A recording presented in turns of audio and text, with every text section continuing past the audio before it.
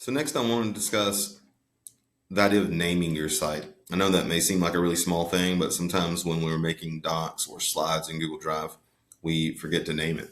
And we end up with an untitled slide or untitled doc in our drive that makes it difficult to find later, right? So with sites, it's perhaps even more important because we're naming the site's file that's going to live in Drive for ourselves.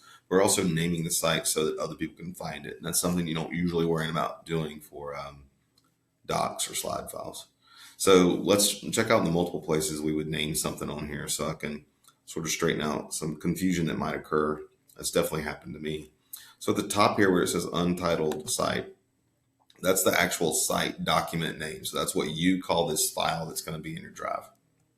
I'm just going to call it for now test site for me. You can name it whatever you like. If you're going to use this for your classroom, you could put Mr. Wood's website. If you're going to just use it for the purposes of playing around in this course, then maybe you call it test site too. That'll be fine. Now you'll notice that there's also a place here that says enter site name. And when I click in it, it would copy that over normally. It would just say test site again. And that could be okay.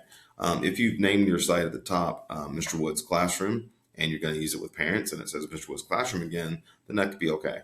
But you might want to be different so that it will show that title to your students or your parents or whoever your audience is.